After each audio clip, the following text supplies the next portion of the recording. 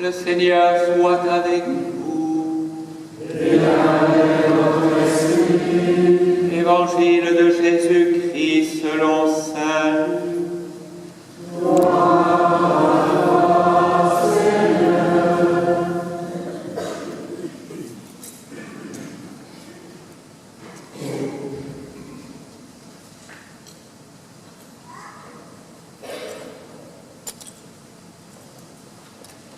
L'an 15 du règne de l'empereur Tibère, Ponce Pilate étant gouverneur de la Judée, Hérode étant alors au pouvoir en Galilée, son frère Philippe dans le pays d'Ithurée et de Trachonitide, Lysanias en Abilène, les grands prêtres étant Anne et Caïphe. La parole de Dieu fut adressée dans le désert à Jean, le fils de Zacharie. Il parcourut toute la région du Jourdain en proclamant un baptême de conversion pour le pardon des péchés. Comme il est écrit dans le livre des oracles d'Isaïe, le prophète. Voix de celui qui crie dans le désert, préparez le chemin du Seigneur, rendez droit ses sentiers. Tout ravin sera comblé, toute montagne et toute colline seront abaissées. Les passages tortueux deviendront droits, les chemins rocailleux seront aplanis, et tout être vivant verra le salut de Dieu. Acclamons la parole de Dieu. Louange à toi, Seigneur Jésus.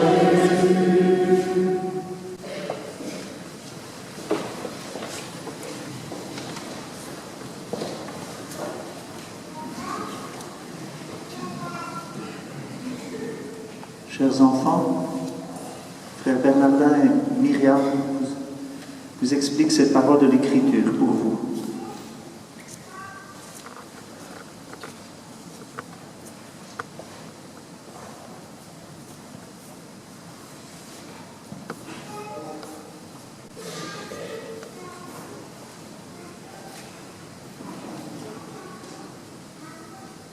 Préparez les chemins du Seigneur, et tout être vivant verra le salut de Dieu. Nous avons entendu ces paroles du prophète Isaïe que saint Jean-Baptiste a reprises à son compte, à notre sujet, pour en proclamer la prochaine réalisation. Tout être vivant verra le salut de Dieu.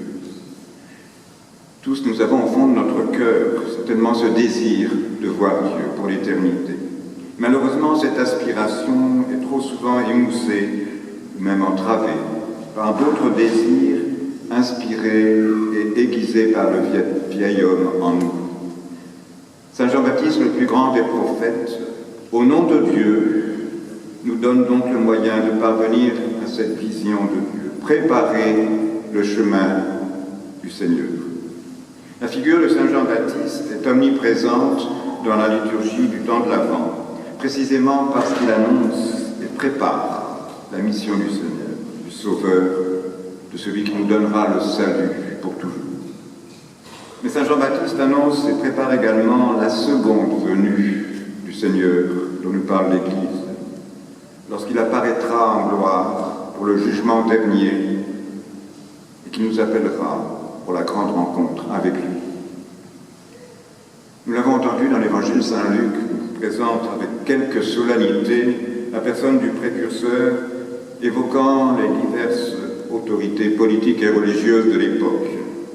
Cependant, en contraste, le personnage qui surpasse en autorité tous les autres se caractérise par l'humilité. Et c'est là, dans cette humilité, qu'il est en contact avec Dieu Tout-Puissant, avec le Dieu qui l'a envoyé. Il prêche l'annonce du Messie, l'approche du Messie, et il attire à lui des foules enthousiastes. Mais il refuse toujours que ces foules le prennent pour le Messie lui-même, à cause de sa vie extraordinaire. L'Église également nous fait souvent entendre dans la liturgie du temps de l'Avent les paroles du prophète Isaïe.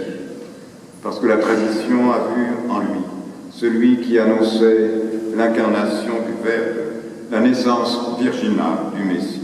Et nous l'entendrons à Noël prédire. Un enfant nous est né, un fils nous est donné.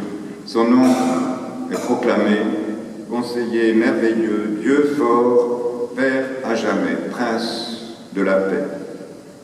La liturgie, en effet, est un des grands moyens que l'Église nous offre pour pouvoir rejoindre Dieu, notre Dieu, pour rassasier déjà ici-bas notre désir de voir Dieu, pour rendre présent le mystère de notre salut, et aussi pour nous préparer à la grandiose liturgie du ciel dont parle le dernier livre de la Révélation, l'Apocalypse.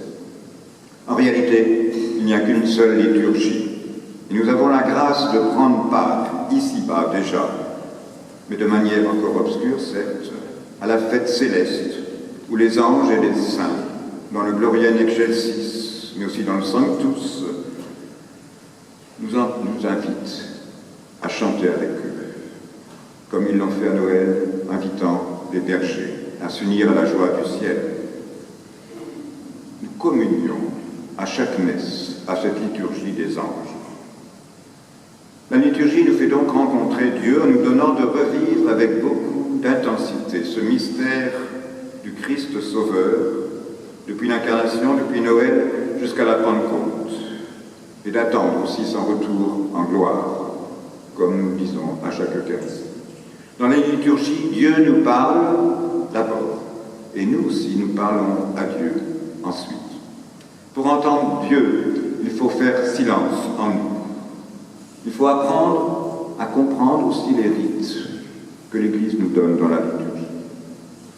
Pour parler à Dieu, nous avons la chance justement et la grâce que l'Église nous donne les mots les plus appropriés pour toucher le cœur de Dieu. Et cela le fait dans la liturgie, bien avant toute autre dévotion. La croix, qui est au cœur de toute liturgie, de toute célébration, donne une magnifique interprétation de la théologie de la liturgie de l'Église. Son dessin en forme de deux montants de bois qui se croisent explicite l'aspect descendant de la grâce divine qui vient sanctifier les hommes, premier aspect, et l'aspect ascendant de la prière des hommes qui cherchent la gloire de Dieu, deuxième aspect, et l'aspect horizontal de la communion fraternelle de tous ceux qui ne forment qu'un seul corps dans l'Église, qu'ils sont tous membres de ce même corps. Troisième aspect. La liturgie est avant tout la descente, le mouvement de se descente de Dieu vers ses créatures par le mystère de l'incarnation, de Dieu qui donne sa grâce, qui donne sa vie par le mystère de la rédemption, de Dieu qui donne sa parole, qui donne ses sacrements dans l'Église. Mais la liturgie est aussi ce mouvement d'offrande, de prière, de louange qui monte du cœur et des lèvres des hommes. Elle est enfin ce mouvement de fraternité qui unit tous les hommes, créés et sauvés par Dieu, rassemblés dans l'action de grâce, comme dans la prière, dans l'attente de la grande rencontre dans le ciel. Dans ce temps de l'Avent, l'Église nous offre donc un riche éventail de textes que nous pouvons méditer.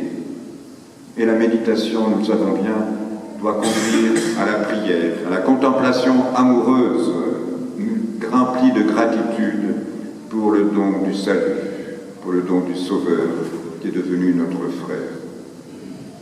Les moines ne doivent pas être les seuls à profiter de cette nourriture abondante et solide dont ils sont comblés, c'est vrai, en particulier dans l'office tous les jours, 7 fois par jour, mais tous les fidèles, chacun d'entre vous, vous avez l'obligation aussi de sustenter votre vie spirituelle et votre vie de prière grâce à tous ces textes que vous pouvez méditer chaque jour chez vous, si vous ne voulez pas à l'Eucharistie tous les jours. Mais n'oublions pas que la liturgie, c'est donc d'abord la prière de l'Église, non pas notre prière personnelle. Nous devons donc faire abstraction, lorsque nous venons à la liturgie, de nos propres sentiments. Ce n'est pas toujours facile. Pour entrer dans les sentiments de l'Église, qui est l'épouse du Christ, qui s'adresse à son époux dans un dialogue amoureux. Voilà la liturgie, ce dialogue d'amour entre l'épouse et l'époux. Dans la liturgie de l'Avent, il est aussi une figure très présente, celle de Notre-Dame. Et cela n'est nullement étonnant, puisqu'elle est, si l'on peut dire, le terrain sur lequel l'incarnation rédemptrice a germé et porté ses premiers fruits. Notre-Dame n'est pas seulement mère du Christ, elle est aussi l'épouse, épouse de Dieu.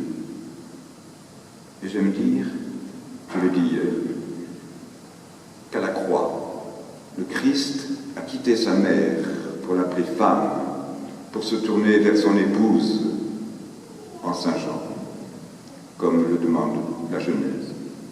La Vierge Marie a été abordée par Dieu pour qu'elle donne, au nom de toute l'humanité, son consentement à l'œuvre du salut. Elle avait été préparée de toute éternité pour cela. Elle a été préservée par avance du péché originel pour devenir la mère toute pure, immaculée du Fils de Dieu, pour lui donner la chair et le sang qui seront un jour livrés, versés au calvaire pour notre rédemption. C'est à elle que nous devons tout cela. La liturgie nous fait donc revivre intensément les mystères de la vie du Seigneur. Et il est juste que celle qui y fut tellement associée de façon très discrète cependant, tienne aussi une place de choix dans la liturgie. Et toujours discrète. Nous pouvons aussi nous associer à son action de grâce, comme à son attente silencieuse, reconnaissante de l'incarnation. Notre-Dame se trouve du côté de l'Église et de notre côté, mais elle est aussi mère de l'Église et notre mère. Comme une vraie mère, elle nous éduque donc à entrer pleinement dans la pensée de la liturgie, dans les rites de la liturgie. Et elle nous dit également préparer les chemins du Seigneur, comme elle l'a fait durant 9 mois dans l'action de grâce contemplative. En ce temps de l'Avent, Saint Jean-Baptiste nous appelle donc à la pénitence et à la conversion.